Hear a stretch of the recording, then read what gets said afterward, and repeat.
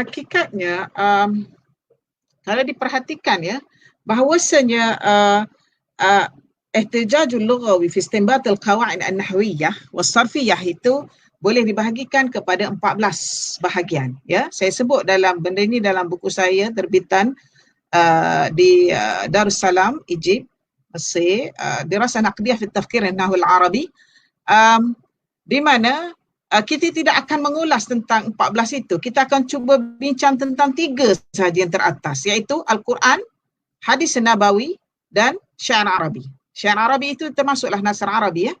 Jadi apa yang dibincangkan di sini ialah apakah masdar yang manakah yang paling aula sekali dari sudut ihtijajul lughawi fi istinbat al-qawaid nahwiyyah was sarfiyyah ya. Sebenarnya Al-Quran lah yang paling tinggi sekali. Mana apa-apa data, tengok dalam Quran dulu. Bagaimana penggunaan lugawinya? Sekiranya betul Quran sekiranya Quran gunakan begitu, dan bagaimana pula dengan hadis Nabawi? Itu sebagai istijaj al-lughawi as-sani. Kemudian sekiranya dalam hadis ada masalah, kita refer kepada syair Arabi. Ya, persoalannya ada konflik tak antara ketiga-tiga ini? Ya. Jawapannya, untuk yang Al-Quran tiada konflik.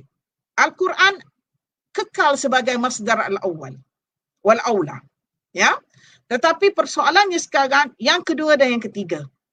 Di manakah kedudukan hadis An-Nabawi dan syair Arabi dari sudut ihtijajul lughawi fi istinbat al-qaidah an-nahwiyyah was sarfiyyah?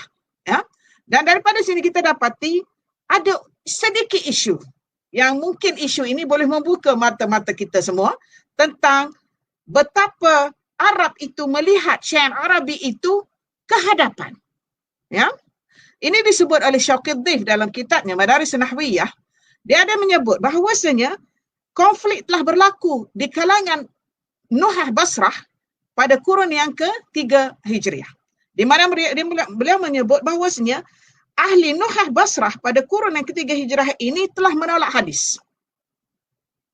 Telah menolak hadis untuk ihtijajul qawaid nahwiyyah fi nahwi was sarfi, telah menolak hadis yang diriwayatkan oleh perawi bukan Arab. Ya, dan kita tahu dalam sunan sittah ada 4 orang bukan Arab, yang 2 orang je Arab, ya. Jadi ahli nahwu Al-Basrah ini menolak. Dia orang mengatakan bahawasanya hadis ihtijajul lughawi, pengambilan hukum hakam dari sudut bahasa Arab terhadap hadis ini boleh dipertikaikan kerana yang meriwayatnya itu bukan orang Arab. Satu. Yang kedua pula, kebanyakan hadis yang diriwayatkan itu pula bukannya daripada malfuzah Rasulullah sallallahu alaihi wasallam. Bermaksud macam mana? Apa yang hadis yang tidak malfuzan mutawatir daripada Rasulullah itu, sebagai contohnya hadis ambil wudu. Hadis ambil wudu, memang Rasulullah bukan yatalaffaz al-kalam, tetapi al-kalam itu malfuz oleh sahabat Rasulullah yang melihat Rasulullah ambil wudu. Betul kan? Jadi ahli Nuhah pada kurun yang ketiga ini mutasyaddidun jiddan, yakni yatasyaddad fi istinbat al-qaidah nahwiyah. Jadi mereka tolak. Namun keadaan ini berterusan sehinggalah muncul Ibnu Malik. Ibnu Malik di Al-Madrasah Al-Andalusiyah. Ibnu Malik telah menulis buku At-Tashih, telah Ar-Raddu 'ala At-Tashih, kitab Al-Bukhari. Karena pada waktu itu ahli-ahli nahwu dan ulama sendiri, ulama fiqh dan sebagainya, agak ragu-ragu tentang suasana ini. Di mana mereka, kebanyakan ahli Basrah yang mutasyaddidun fi istinbat al-qawaid nahwiyah, mereka menolak, maknanya kalau hadis mereka agak tidak mengambil pandangan fi ihtijaj al-qawaid nahwiyah. Justru itu apabila Ibnu Malik sampai ke Damsyik, ulama-ulama Damsyik minta Ibnu Malik menulis satu buku ataupun menjawab persoalan terhadap kitab Al-Bukhari at-tashih tu, at-tashih fil ahadits an-nabawiyah. Dia tulis as-sahih fil ahadits an-nabawiyah.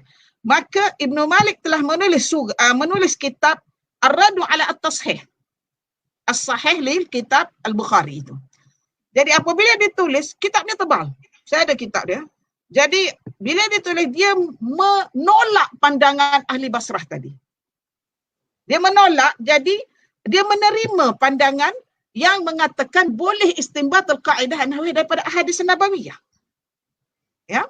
Jadi benda ini menjadi riuh pada kurun tersebut. Sehingga kan Ibnu Hazm dan seterusnya As-Sayuti sendiri ada yang berpandangan bersama dengan Ibnu Malik dan ada yang menolak Ibnu Malik. Itu kedudukan hadis pada waktu itu. Bagaimana pula dengan kedudukan syair? Ya, saya ingin kembalikan semula syair pada peringkat awal. Ya, pada peringkat awal syair Arabi ini digunakan istinbatul Qaedah Nahwiyah oleh ahli Basrah dan Al-Kufah. Tetapi bagaimanakah mi'yarnya ataupun susur galur yang digunakan oleh ahli Basrah dan Kufah itu dalam istinbatul Qaedah Nahwiyah? Ya, di sini kita dapat lihat bahawasanya kisah Kisai yang telah berhijrah ataupun telah bermusafir di Amaqil Bawadi fi Hijaz wa Tihamah itu di kampung-kampung di Hijaz dan Tihamah bertujuan untuk istinbatul al-madh as-safiyah, untuk mendapatkan bahasa-bahasa yang tidak dicemari lagi oleh hadarah, oleh bandar. Jadi apabila dia melihat, dia sebenarnya anak murid kepada Khalil. Apabila dia melihat Khalil banyak syair-syair Arabi, maka dia tanya Khalil, dia kata, macam mana kamu dapat Khalil syair-syair Arabi ni? Khalil kata, aku pergi mengembara lah ke bawah di fi Amaqil Bawadi fi Hijaz wa Tihamah. Kemudian Wanaj, kemudian dia pun kata apa? Dia kata, aku nak buat juga macam kamu buat. Maka dia mengumpulkan 15 kunainah minal hibr. 15 kunainah ini ialah 15 botol dakwat yang penuh dengan dakwat tadi. Ya. Apabila dia kumpulkan tu, maka dia pun pergilah fi Amaqil Bawadi. Ya. Bila dia pergi ke Amaqil Bawadi itu selama 2 tahun tak silap Ustazah, dia balik. Bila dia balik, habis 15 kunainah tadi. Dakwat dalam 15 kunainah tu habis. Kemudian dia bawa balik apa? Syair-syair Arabi yang ghair ma'ruf qail. Apa maksud ghair ma'ruf qail? Penyair-penyair yang tidak diketahui siapa yang mempersembahkan syair itu. Dia ambil saja. Dia ambil tulis saja-saja syair-syair itu, kemudian dijadikan ihtijajul lughawi fi istinbatul qawaid nahwiyah wa sarfiyah di sisi ahli Kufah. Berapa semua jumlah? 200,000 syair. Ya. Dengan 200,000 syair ini, kebanyakannya, most of them, tak ada qail. Persoalannya sekarang, bagaimana kedudukan hadis tadi telah ditolak? Sedangkan kita tahu macam mana Bukhari itu meriwayatkan hadis dan memilih untuk mengambil hadis-hadis yang betul-betul genuine. Tetapi bila datang bab syair, asyair ghairu ma'ruf al-qail pun diambil untuk istinbat al-Qaedah an-Nahwiyah. Bagaimana kedudukan ini? Dan ini telah disebut oleh beberapa ahli bahasa, ahli nahwu dan saraf. Dan untuk menunjukkan bahawasanya syair Arabi itu penting, terlalu pentinglah di kalangan ahli-ahli nahwu Arab dan saraf ini, Sibawayh dalam kitabnya Al-Kitab mengumpulkan 1050 syawahid syairiyah. Dia telah mengumpulkan 1050 syawahid syairiyah. 50 syawahid syairiyah itu ghair ma'ruf al-qail. Tidak tahu siapa yang kata syair tersebut. Maknanya Sibawayh ambil juga. Walaupun tak tahu man qail al-ghair ma'rufah. Sedangkan dalam hadis Rasulullah sallallahu alaihi wasallam tadi, yang malfuz ghair min alf Rasulullah min fami Rasulullah sallallahu alaihi wasallam dipertikaikan. Padahal mutawatir sahabat yang dekat. Tetapi dalam syair Arabi ghair ma'ruf al-qail, disebabkan dia syair Arabi, mereka ini menerima. Sehingga kan Muhammad bin Al-Andalusi kata apa tau? Bila dia baca, Al-Andalusi ini zaman Andalus lah, bila dia baca kitab Al-Kitab ini, dia kata apa? Dia kata, sekiranya Sibawih itu mengatakan 50 syair yang syawahid asy-sya'riyah yang ghairul ma'ruf al-qail itu, dia kata itu aku syair aku. Aku yang menyairkan tu. An-nas yu'minu bih. Orang akan percaya dengan kata-kata Sibawih. Tetapi Sibawih bukan begitu. Sibawih seorang yang amanah ilmiah tinggi. Tinggi amanah ilmiah. Dia tidak plagiarism. Dia tidak ambil hak orang. Kalau dia dapati ghairul ma'ruf qail, al-qail ghairul ma'ruf, dia tulis al-qail ghairul ma'ruf, qala al-qail ghairul ma'ruf, qala al-qail ghairul ma'ruf. Berapa kali? 50 kali. Tingginya nilai amanah ilmiah itu oleh Sibawih dalam kitab Al-Kitab. Sebab tu Al-Kitab dikenali sebagai kitabun nahwi. Qur'anun nahwi. Ya. Jadi saya rasa terjawab jugalah rasanya kedudukan. Itulah konfliknya.